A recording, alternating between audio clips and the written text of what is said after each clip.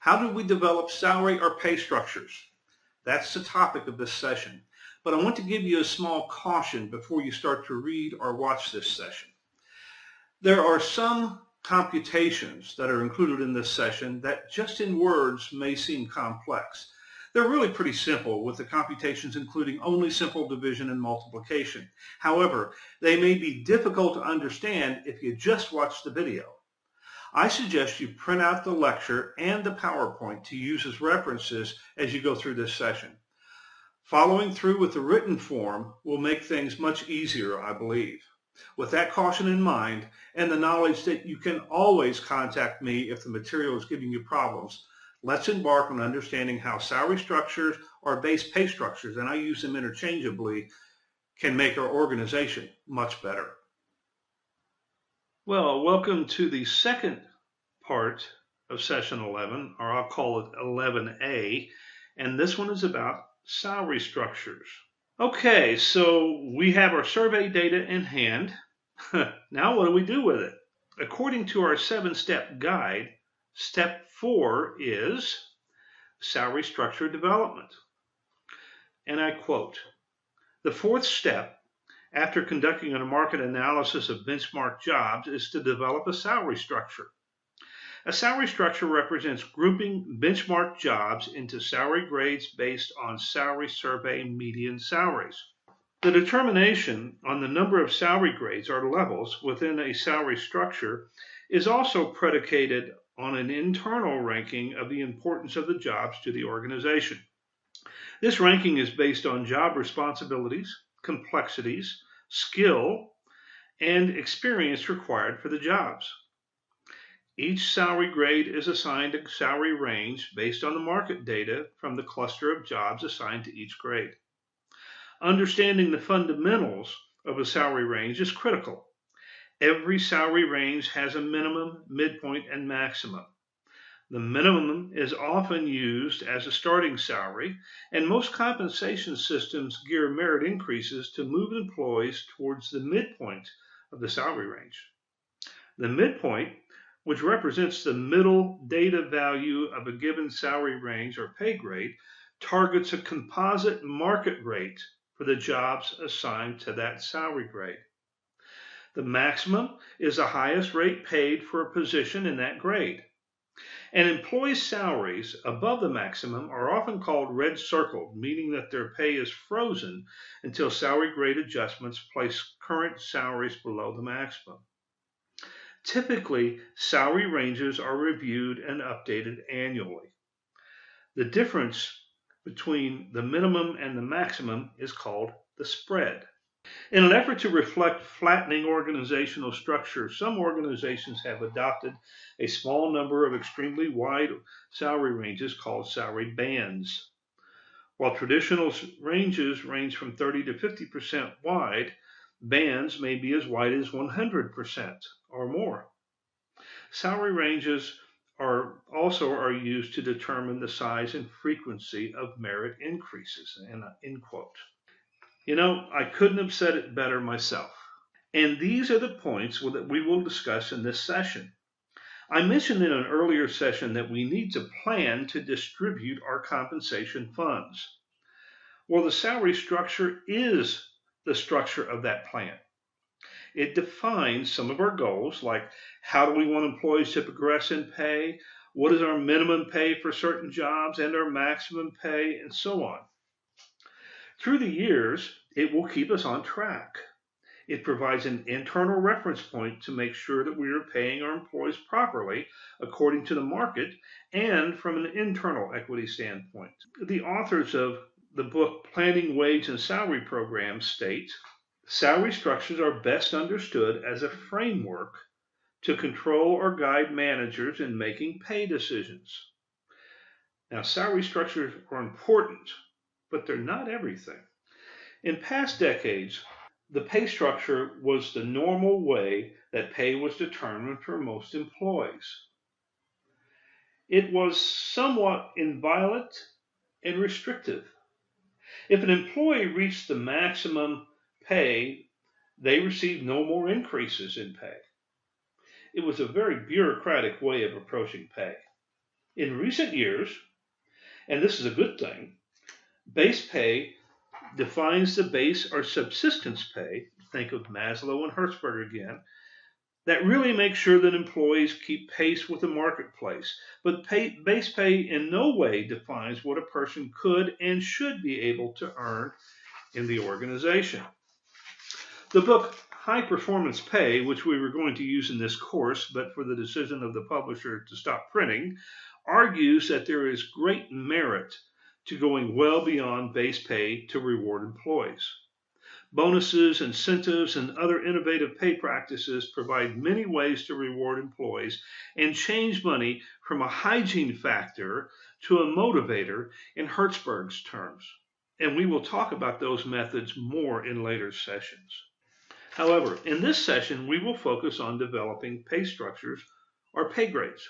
We will discuss developing the base upon which we can build more innovative and effective programs. Once again, I will offer a number of reference websites.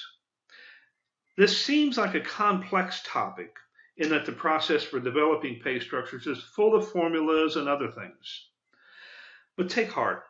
It is not as complicated as it seems, since once you have the process down for developing one or two pay grades, it is merely a repetitive process for the rest of the structure. I should also point out that we will go through this topic briefly and look from a high-level position. There are two reasons for this. First, getting into the weeds and covering all of the nuances of the many different pay structures would be highly confusing and I believe a large waste of time. When you get into business or a job, you can find many references that will help you figure out all the nuances. Secondly, I don't want to waste time on such structured matters because much of what we have coming up in future sessions is also very important. The future sessions offer insights into some of the cutting edge thinking around how we spend our compensation funds wisely. This session, although important, merely provides the structure for that expenditure. If you are building a home, the blueprints provide the definition of the structure. However, the decisions, the craftsmanship, and the work really define the success of the building. This session, we will focus on the blueprint. In future sessions, we will focus more on the craftsmanship. In all likelihood, when you are hired into a company or look at the company you currently work for, they already have salary structure in place. Hopefully, this session will help you understand that structure and the pay process in general. If you land at some point in a small company that has no structure and you are pressed to develop one, I hope this information will put you on the right track and help you accomplish that task. But make no mistake, this session will not make you an expert in structure development. Now, the following website describes a survey of businesses of all sizes and how they handle their compensation plans. It makes reference to how often organizations review their salary structures, the types of structures, and other things. This is the SHRM survey. Most companies have multiple pay structures.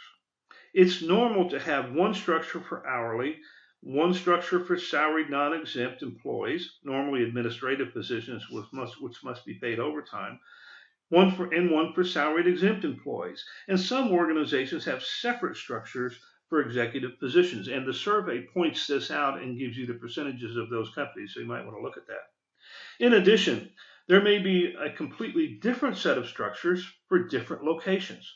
When I worked for RCA Corporation, we had a set of structures for New York, San Francisco, Indiana, North Carolina, Detroit, and other locations. This was due to the prevailing wage rates in those locations. Employees in New York and San Francisco were paid much more than those in Indiana and North Carolina. The cost of living and competitive pay was much higher in those locations. And you can see how important prevailing rates are in the following explanation from the book Developing Wage and Salary Programs. I quote, "Really, there are only 3 issues to consider in developing a salary structure, with decisions generally based on tradition and prevailing practice. 1. The minimum to maximum width or spread of a range expressed as a percentage. 2. The percentage difference or progression between range midpoints. And 3. The market pay rates for the highest and lowest paid jobs to be covered by the structure. The high and low market rates are important because the ranges need to encompass those rates. Thus, they control the lowest and highest ranges. End quote. Each range is composed of a minimum, a midpoint, and a maximum. We mentioned that earlier. The minimum generally represents the minimum that the company is willing to pay for a job in that range. The maximum is the most an organization is willing to pay for a job in that range. The midpoint generally represents the going market rate for most jobs in that range. From this statement, you have probably already surmised that more than one job can occupy the same range. Once again, from the book referenced above, quote, in the traditional salary structure, the most common range width or spread is 50%, i.e., if the minimum is $20,000, the maximum is 50% higher or $30,000. The ranges for executives and managers are as large as 70 or 80%, and ranges for lower level support jobs are often as small as 30 to 40%. Ranges have been widened in the past decade or two. Our job evaluation process placed a value on each job within the company. Remember that?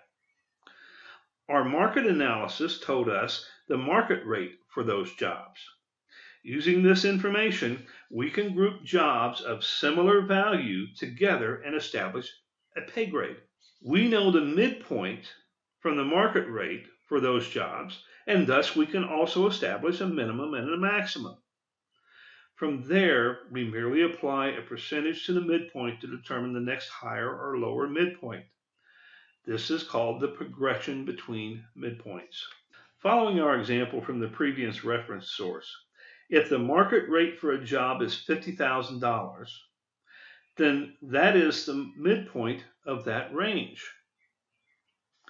If the planned range spread or percentage difference from minimum to the maximum is 50%, the minimum would be calculated by dividing the midpoint by 1 plus 1/2 the range spread percentage, or 0.25. Thus, $50,000 divided by 1.25 equals $40,000. The maximum is calculated by multiplying the minimum by 1 plus the spread percentage, or 50%, or $40,000 times 1.5 equals $60,000. Therefore, for this range, the minimum equals $40,000, the midpoint equals $50,000, and the maximum equals $60,000. To calculate the next grade, we must determine the progression between the midpoints. Let's assume it's 8%, just for fun. Multiply the midpoint we just established by 1.08 to determine the next highest midpoint. To calculate a lower midpoint, divide the established midpoint by 1.08. And our range would look like this. Our first grade was a midpoint of $50,000. The next grade, the midpoint, is $54,000. And if you apply the same formula that we used before, $54,000, the minimum is equal to the midpoint divided by 1.25, and this is with a 50% spread, which is equal to $54,000 divided by 1.25 equals a new minimum of $43,200 for this grade. The maximum is equal to the minimum times 1.5, with the 50% spread, which is equal to $43,200 times 1.5, which equals a new maximum of $64,800. In the next grade, we take 54,000 times 1.08, and the midpoint of that grade is 58,320. We take that 58,320 and divide that by 1.25, which equals 46,660. And then we take that times 1.5, which gives us a maximum of 69,985. And we repeat those same calculations for each grade we want to add. The following two websites represent a summary and an example of the methodology and calculations I've just discussed. As you can see, it can get complicated, but is basically what I presented here. I just made it very simple. Both sites also point out some of the intricacies of pay structures. I would assume the real world looks a little more like the website examples than the simplicity that I presented above, since consultants like to make things seem complicated. If you understand what I have presented above, you have the basics for developing a salary structure. And of course, you'll have to change here and there, but this is the basics. The websites also present some considerations in grade development, some of the terminology, and provide some really good examples of what pay grades may look like as a finished product. Both sites are worth some study time. Salary ranges also present an organized structure to provide ready feedback about how individuals or groups of employees are faring in terms of pay when compared internally with other employees. Since like value jobs are grouped together in a pay grade, and the minimum and maximum of the pay grade represents the least and most we are willing to pay for that group of like jobs, and that range of pay possibilities are largely based on market value, we can determine where individuals are internally and in comparison to the external market. One such measure of this is compa ratio. It involves dividing the employee's salary by the midpoint of the range.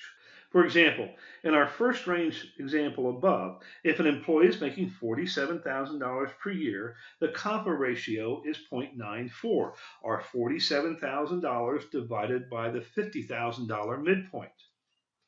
An employee making $56,000, the compa ratio is 1.12, or $56,000 divided by $50,000.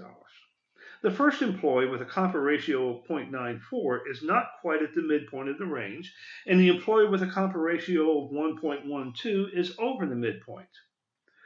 An employee making $41,000 has a compa ratio of 0.82 and is not far into the pay range for the job. In other words, compa ratio provides a quick view of each employee's position in the range in relation to the midpoint, and the midpoint, in theory, is an approximation of the market rate.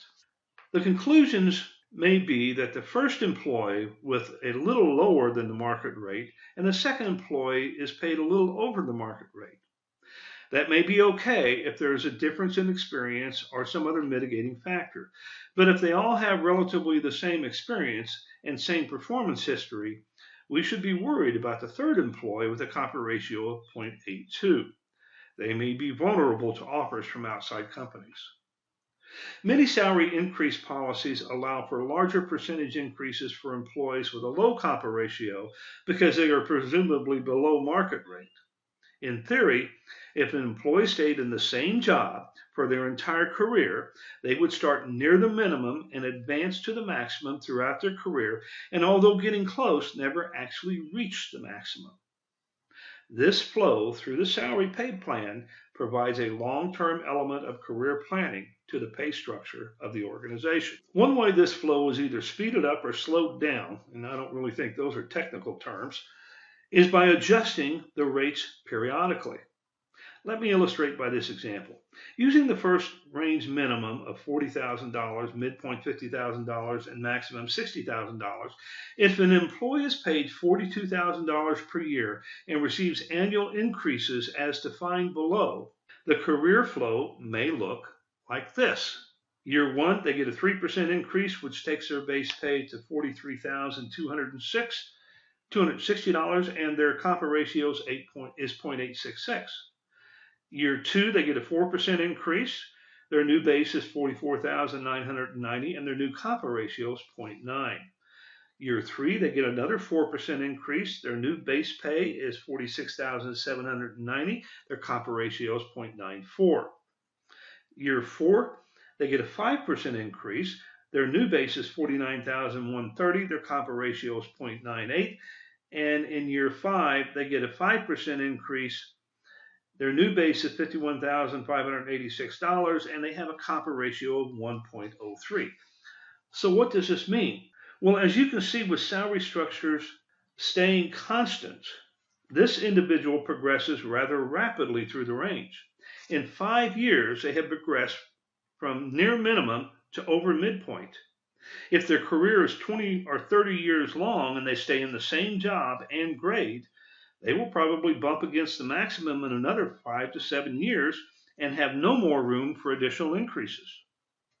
To ensure that employees continue to have room to progress, and the structures are often adjusted. During times of low inflation and moderate market increases, I normally adjusted pay structures every 2 to 3 years.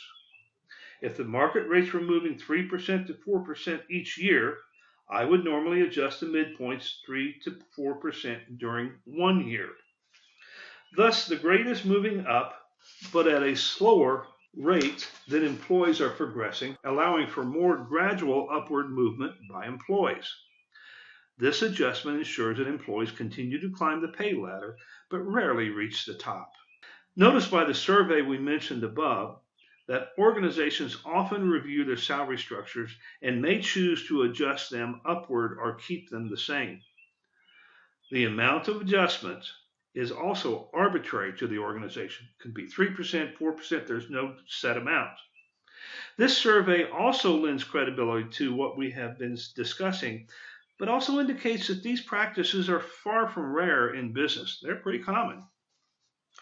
The ranges we developed above are rather narrow, and there may actually be 15 or 20 such ranges in our pay structure. That was the traditional setup. At RCA, for example, we had, as I recall, 20 salaried non-exempt pay grades, 25 or 30 salaried exempt pay grades, and about 10 executive pay grades. In recent years, the trend has been towards broadbanding. This merely refers to stretching the pay ranges and including more jobs in each range. It also may involve decreasing the number of jobs and grades by combining job responsibilities. In other words, an organization may decrease the number of pay grades and increase the width of each grade and go from, for example, 50 actual jobs down to 30 jobs. Also at RCA, we had about 30 hourly pay grades and nearly 100 hourly jobs, and reduced them down to 12 grades and 20 jobs through broadbanding. The following website offers an explanation and definition of broadbanding and a really good summary of the advantages and disadvantages. The first advantage is listed as streamlining hierarchy. I have used broadbanding frequently in modifying existing salary structures. Many pay levels, particularly in the salary managerial ranks, is usually representative of a complex decision-making scheme. Put another way, it's indicative of a certain level of bureaucracy. At one organization where I used broadbanding, our positions included CEO, CFO, COO, executive vice presidents, senior vice presidents, vice presidents, directors, and managers. And that was just at the top of the organization. It was equally complex within the ranks. Through reorganization and broadbanding, we ended up with CEO, vice presidents, and managers. And that was it. The previous grade levels were incorporated and broadened to reflect these positions. Essentially, the ranges were not the only thing that changed. All of the managerial and executive position responsibilities were broadbanded as well. Narrowly defined responsibilities, a hallmark of bureaucracy, were not allowed. I don't know if broadbanding is a passing fad or a new order. Regardless, I'm a fan and have used it successfully in many organizations. I believe it helps define the decision-making structure and broadens responsibility for each individual job, and thus diminishes bureaucracy. It is a good illustration that pay and pay structure is not merely numbers, formulas, and a structure that defines how we will spend money. Pay and pay structure can actually impact how an organization functions day to day. It's important. The following website provides a summary of the process we have been discussing to this point. It also provides some focus on benchmarking. I realize I didn't go into a lot of detail on this topic, but we have mentioned it previously, and I assume that you have some understanding of benchmarking. If you need a review of the benchmarking process and its contribution to developing salary structures and pay plans, this site certainly fills that role. So now that we have salary structures, where do we go from here? Since I have turned the original schedule upside down, let me briefly outline the remaining sessions. There may still be some minor changes, but roughly this is how it looks. Session 12 will cover performance management processes. Session 13 will finish the performance management processes that we haven't already done, if necessary, and cover variable pay, incentive pay, and executive pay. Session 14 will finish the topics from Session 13, if necessary, and then cover benefits and other programs. Session 15, we will talk about trends in compensation and pay. And as I indicated before, I believe these future topics outline the essential programs that define the difference between expense and investment. We now have a plan to spend our money. Let's look at how we will invest it.